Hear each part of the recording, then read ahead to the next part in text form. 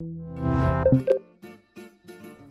aqui com o cientista político, Ruda Rissi, seguindo uma série de debates que estamos fazendo no Esquerda Diário, com jornalistas e intelectuais, sobre a situação do país, a crise do PT, as perspectivas para a esquerda. Qual a chance de que o impeachment venha a ser aprovado agora nas próximas semanas? Bom, primeiro agradecer a possibilidade de estar aqui com você, Leandro, com a equipe. Quanto ao impeachment, parece que ele vai passar por interesse do PT, da cúpula do PT e de Lula, que parecem que decidiram de uma vez por todas jogar toalha para sobreviver minimamente.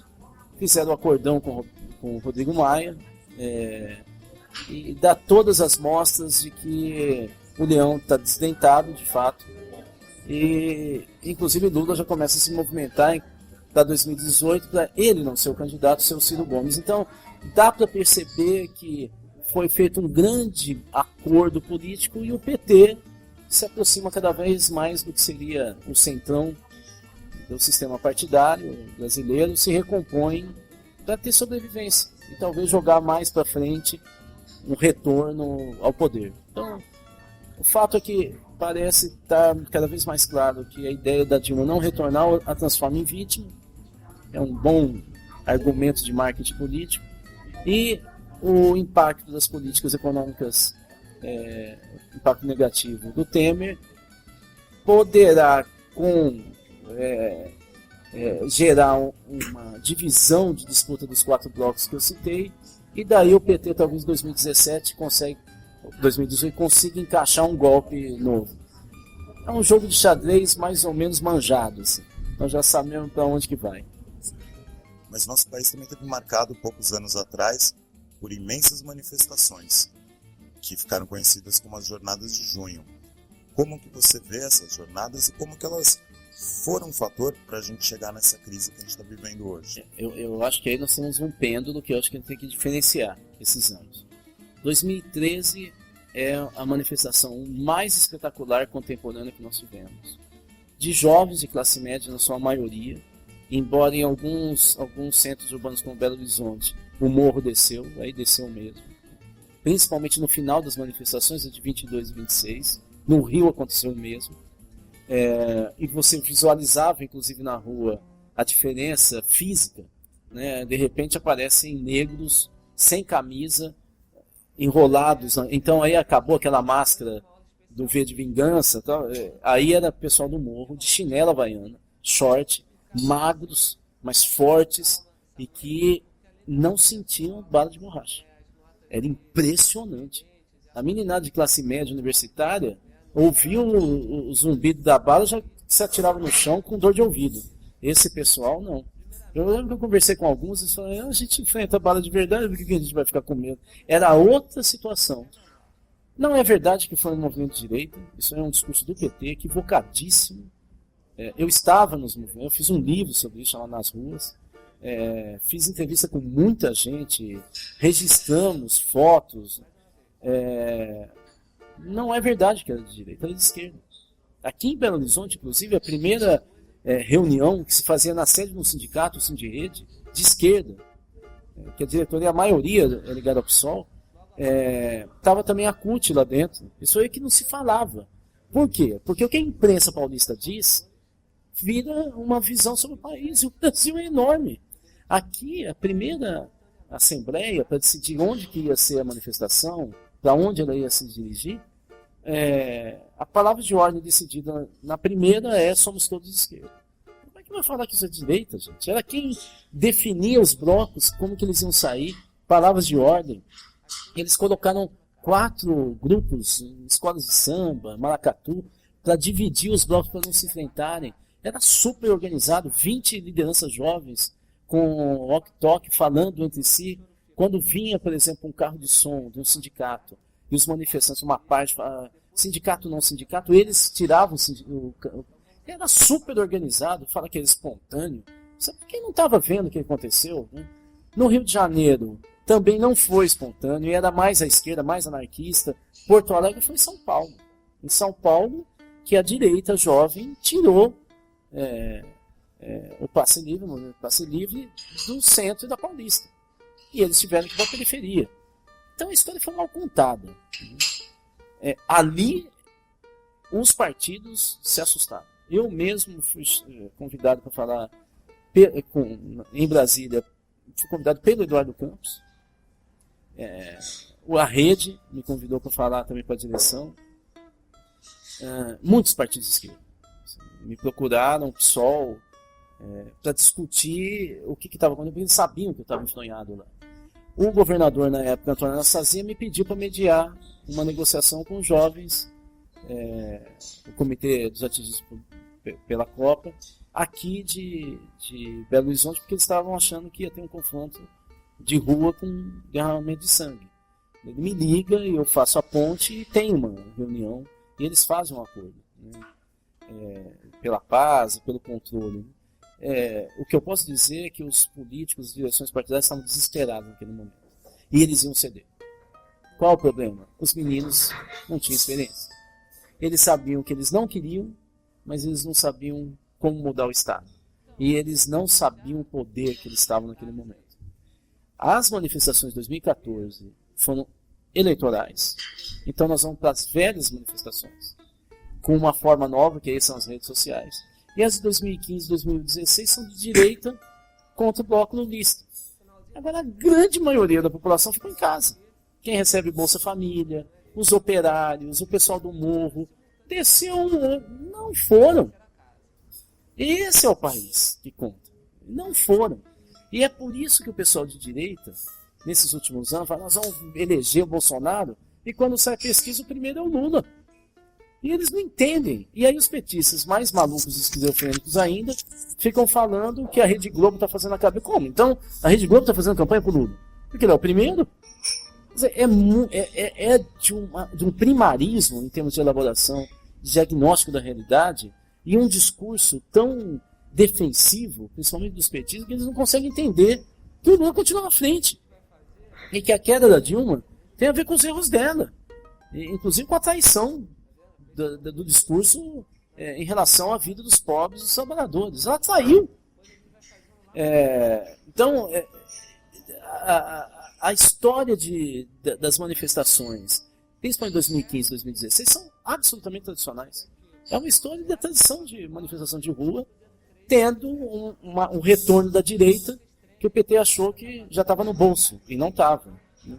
E é por isso que a esquerda se desorganiza nesse período, porque estava tão acostumado a estar negociando direto com o poder, benefícios pequenos, que quando vem a direita com tudo, tinha perdido o contato com a rua, tinha perdido as discussões de periferia, tinha perdido inclusive a verve, a energia moral pelo enfrentamento com a direita.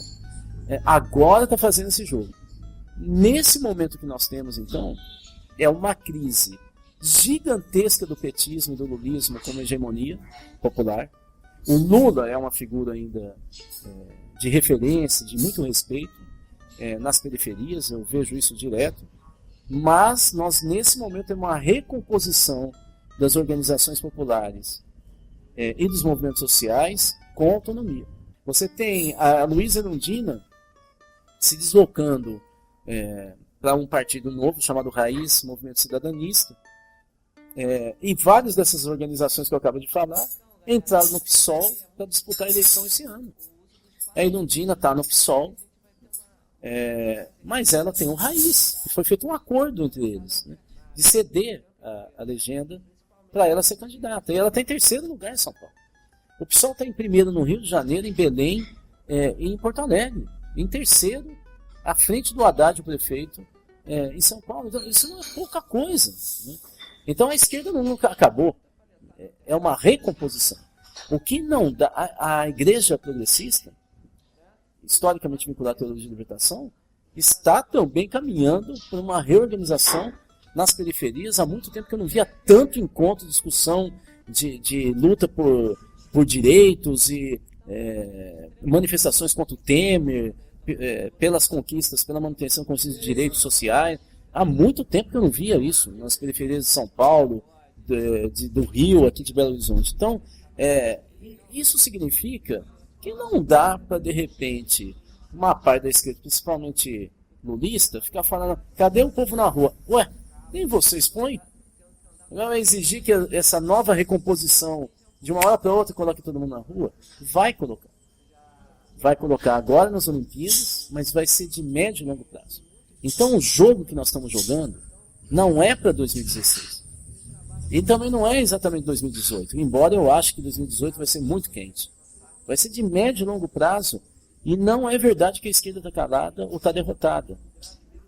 Por exemplo, parte dos petistas falam, agora Temer vai ganhar e vai ficar por décadas. Eles estão loucos. Um Brasil rico, com alta desigualdade social como o Brasil, não tem espaço para a direita. Portanto, eles não ganham a eleição. Nunca ganharam. É só pelo golpe que eles assumem o poder. Então, nós temos que ter um pouco mais de equilíbrio e um pouco mais de consciência do que está acontecendo nesse país. Muito interessante estar desenvolvendo.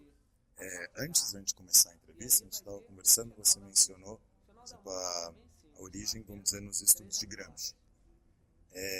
Uma das ideias que eu acho interessante para a gente debater isso daqui e pensar as perspectivas para a esquerda seria pensar como um conceito que ele usa, não para a gente debater aqui o conceito, mas de crise orgânica, e como em momentos como esse se abre para novas ideias, a esquerda e a direita. Em algum sentido a gente pode ver isso em vários países no mundo. Uma crise dos partidos tradicionais. E, por exemplo, um caso muito emblemático, os Estados Unidos, com o desenvolvimento de Trump e de Sanders ao mesmo tempo, e como esses dois candidatos afetam a base tradicional do proletariado americano, a juventude, os negros, mais com Sanders e, vamos dizer, os trabalhadores brancos com Trump.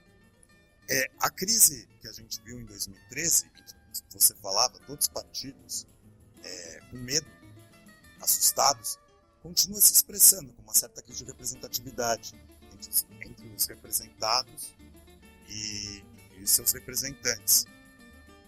E mais agudo isso na esquerda, né? Com a crise que a gente vê do PT. Você descreveu várias coisas como se perdeu o que você chamou de um PT que era raçudo, ou como no começo dos anos 80, todo operário, quando enfrentava o patrão, falava PT saudações, como parte do enfrentamento. Virou paz e amor, confiança nos jogos de poder, que você veio falando, de conversar com o juiz, etc. Nesse cenário, que tem algumas continuidades mundiais, inclusive, de crise de representação, que desafios você... Você colocou várias questões que, para mim, são muito caras e fundamentais. A primeira delas é que nós vivemos um período mundial de radicalização. Ou seja, não há espaço para o centro, né, como havia no período anterior. E é por isso que o lulismo está em crise. É por isso que o PSOE está em crise na Espanha. É por isso que o Partido Socialista francês está em crise. Né? E eu poderia citar aqui Grécia, Irlanda, Portugal, né? E começa a afetar a Alemanha. Os Estados Unidos, você acaba de citar a polarização. Eu acho que a gente tem que entender que nesse momento que nós temos é polarização. E aí ficam alguns analistas apressados falando assim, não, a direita está destruindo os governos populistas. Mesmo que não eram governos populistas, alguns eram social-liberais, como o Lula. O que está ocorrendo é uma radicalização em função de uma crise profunda mundial, com queda de investimento público, com queda de arrecadação, com queda de investimento externo, então, com queda do preço das commodities, e evidentemente que isso faz com que a população se desespere. E no caso, por exemplo, da Europa, você tenha trabalhadores falando nos Estados Unidos contra a imigração, porque é uma disputa do seu emprego. Então é uma leitura rasa, né, um pouco estratégica, também um pouco visionária, mas é o desespero de defender a minha sobrevivência. E por outro lado, pela esquerda, tudo isso não me representa. Eu quero ser ouvido, eu quero mandar na política. Né? Ou seja, é a polarização. Só que a esquerda mundial não é mais uma esquerda marxista clássica. Grande parte ou é gramsciana, e grande parte também começa a flertar com valores autonomistas. O caso do Podemos eu acho que é clássico. O núcleo do Podemos é bolivariano, Eu não estou dizendo que eu acho que é. Eles dizem que são. Eles foram consultores, são professores universitários, foram consultores do Evo Morales, do Rafael Correia e um pouco também na Venezuela para a reforma da Constituição. Eles conhecem muito a América Latina. Só que eles descobriram que o momento atual de fragmentação da sociedade civil no século XXI não daria mais para a de esquerda e direita, porque estaria dentro do campo tradicional da disputa política, partidária, e eles começam a falar de cima e de baixo. Nós somos de baixo, contra os de cima. Os de cima são a elite política, a elite econômica e assim por diante. E o discurso pega. Então, a primeira coisa é essa. Só que agora eles estão fazendo algumas coligações com o PSOE. Na verdade, você vai entrando no Estado e eles são de esquerda. Eles são de uma esquerda tradicional. Vamos lembrar que a esquerda unida, a parte dela está dentro do Podemos. Então, não existe exatamente uma ruptura. Eles vendem. Eu estou dizendo que eles têm um marketing, porque eles têm uma sensibilidade do que está acontecendo hoje no mundo. Em segundo lugar, nós estamos vivendo uma sociedade, a sociedade brasileira é gelatinosa, para pegar um conceito gramsciano que também é importante. Ela não tem uma constituição de classe muito clara do ponto de vista dos projetos de país, dos projetos de interesse. Ela é algo, uma bricolagem. Assim. Ela vai se alimentando de interesses que são difusos e de repente forma uma manifestação de rua. Né? E você fala, mas afinal, isso aí é o quê? É esquerda, direita? E aí um analista muito obtuso faz uma opção, como se fosse jogar um dado. Mas na verdade essa confusão. Mas numa sociedade como essa, que não teve ruptura por revolução, nem burguesa, nem nenhuma, que a gente se enfrenta e é muito violento no chão da rua, mas na disputa política nós não gostamos de enfrentamentos. Um país que é campeão mundial, segundo o professor Zé de Souza Martins da USP, de linchamento no mundo, nós temos um linchamento por dia no Brasil, mais que numa pesquisa com a tal da nova classe média, 90% diz que não gosta de greve, que não gosta, ele gosta de paz e da ordem. São valores contraditórios de uma sociedade gelatinosa, que não se posiciona ideologicamente com muita clareza. É a sociedade que gera um Brizola. É a sociedade que gera um Lula. É a sociedade que gera um Getúlio com conciliação de interesses e que refaz com o Lula. O que é o lulismo? O que é o Lula? Sejamos mais francos e frios.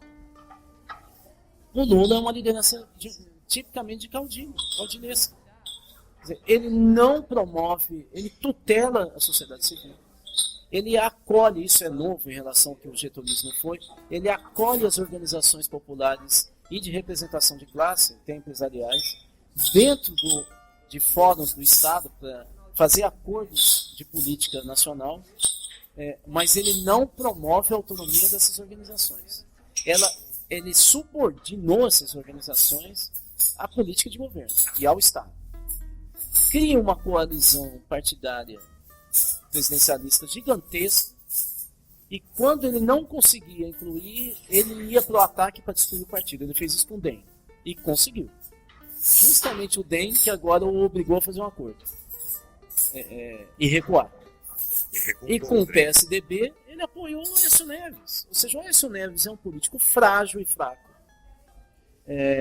Mas foi o que foi porque o Lula o apoiou em Minas Gerais. Todos de esquerda sabem como foi difícil, nos 8 anos do Aécio, fazer qualquer crítica a ele, porque o Lula mandava ficar quieto. O PMDB do Rio é outro exemplo. Exatamente. Mas o caso do Aécio é mais grave, porque é daí que nasce o Lulécio, aqueles comitês a favor do Lula, do Aécio e o de Mazia, Dilma e Anastasia. Era a cristianização total dos dois partidos. E ficava evidente e a imprensa não queria ver. E o Aécio vai para oposição ao Lula quando o Lula o abandona em 2010, não foi o inverso. Então a gente tem que ter clareza qual era o princípio do Lula. Era um princípio de controle monolítico da política, tendo ele como figura central, e não os movimentos sociais e organizações de base.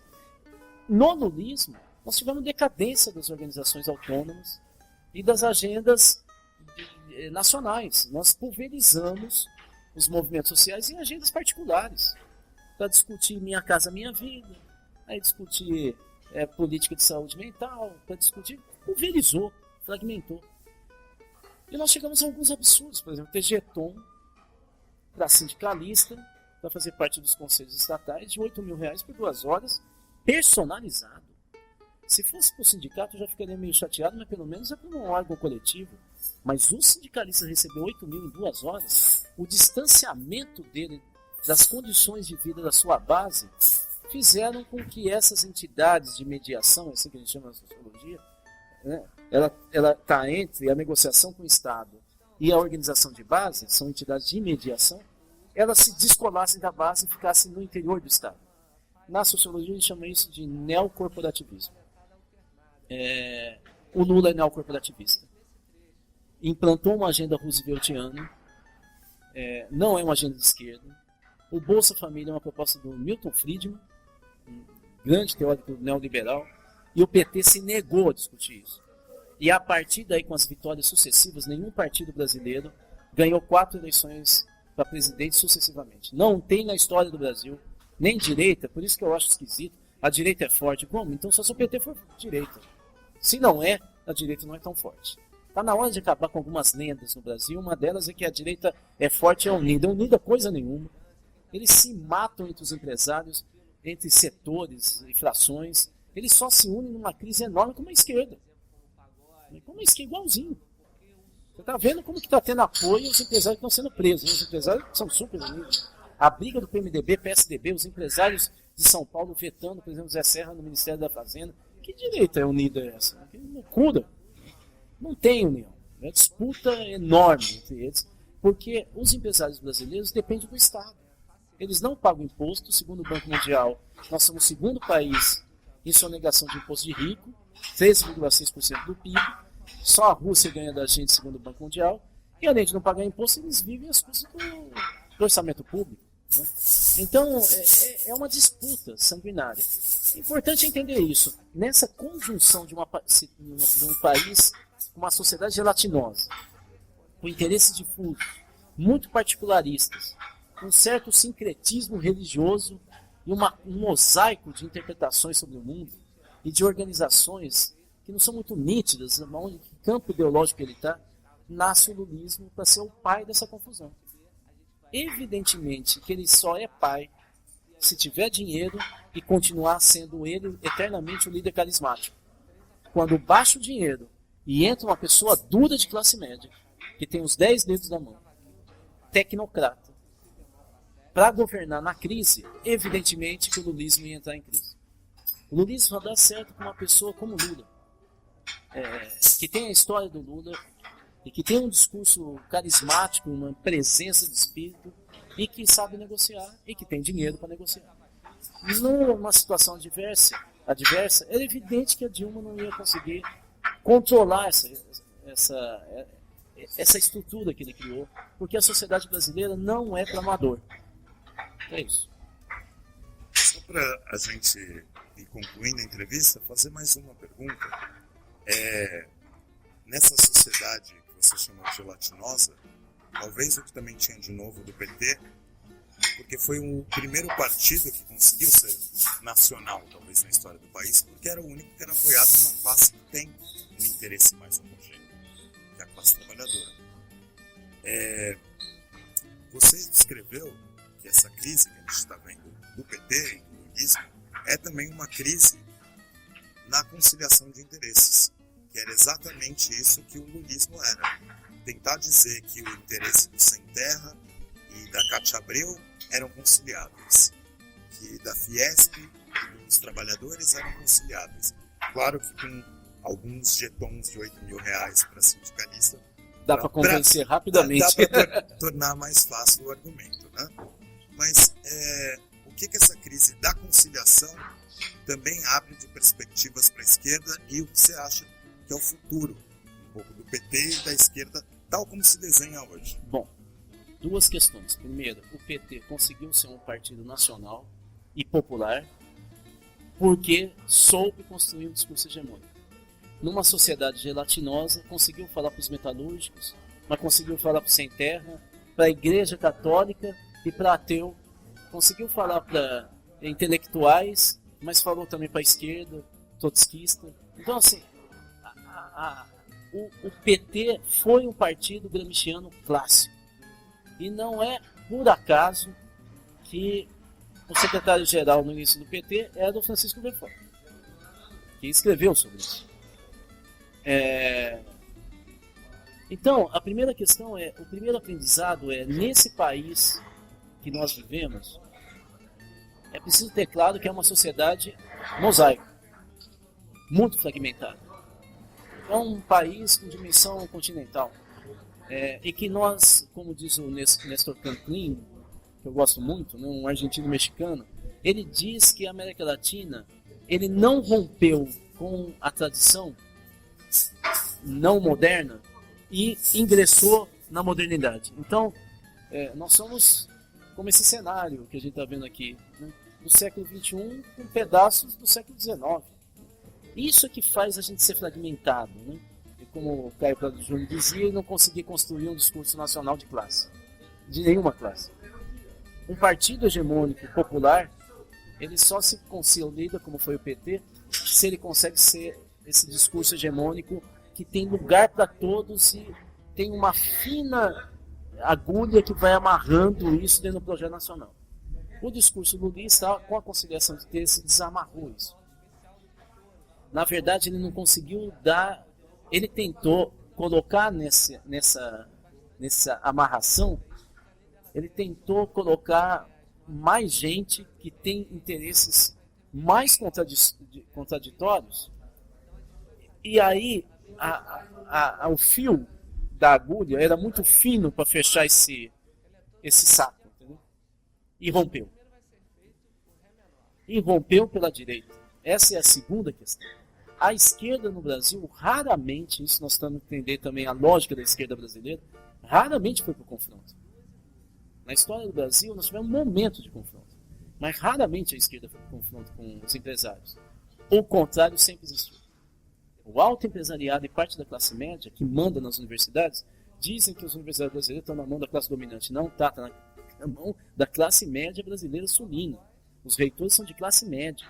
São mais conservadores que parte do empresariado brasileiro. E isso que nós não queremos falar. Bom, o fato é que esse bloco sempre se uniu para vir pela violência e pelo golpe contra conquistas mais amplas da classe trabalhadora. Foi assim na discussão sobre o salário mínimo. Foi assim na discussão sobre a criação dos direitos dos trabalhadores. Foi assim na criação do sindicato. Então, isso é da tradição brasileira. Com Getúlio deu em suicídio.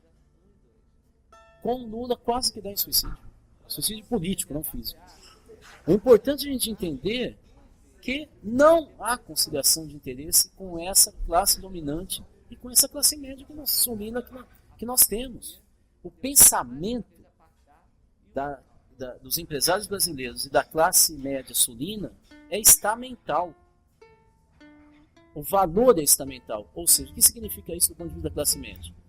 Eu gostaria de ser super rico, não sou, mas pelo menos pelo estudo eu me fiz e eu tenho todo o direito de ter alguns lugares totem, fetichizados, que me diferenciam. Se eu não sou como um alto empresário, pelo menos me diferencio do trabalhador de rua. Por exemplo, o shopping. Por exemplo, o aeroporto. Por exemplo, um cinema de luxo. E assim por diante. Eu poder cortar o cabelo num salão de beleza dentro do shopping, que é muito seguro. Por exemplo, ir para uma praia, eu gasto uma fortuna, eu gasto quase tudo que eu ganhei, mas pelo menos eu vou numa praia, sei lá, eu vou para Paris. De repente, com a inclusão pelo consumo que o Lula promoveu, no avião do meu lado tem um trabalhador. Se brincar, ele trouxe até a maçã dentro da matula lá dentro do avião. Mas maçã, marmiteiro do meu lado. Na universidade tinha a filha da empregada doméstica de casa, e às vezes ela tinha um carro novo, que é igual ao do meu filho que eu dei. Mas então cadê a casta? Cadê os sinais de que eu sou merecedor no mundo e me diferencio dos trabalhadores do chão? Acabou com o lulismo. Isso gerou uma revolta estamental, principalmente do Centro-Sul, Porque a classe média do Nordeste não é assim. Um ou outro, mas a maioria não é assim. Ali, O eles cinema pernambucano trabalha, né, com essa Exatamente. contradição. O Centro-Oeste, talvez em função do agronegócio, já é mais parecido. A do Paraná e São Paulo, aliás, vamos lembrar que Paraná foi São Paulo até o século XIX. Né? Eles são muito parecidos, são egocêntricos, muito cruéis socialmente, eles não são generosos, eles são estamentais.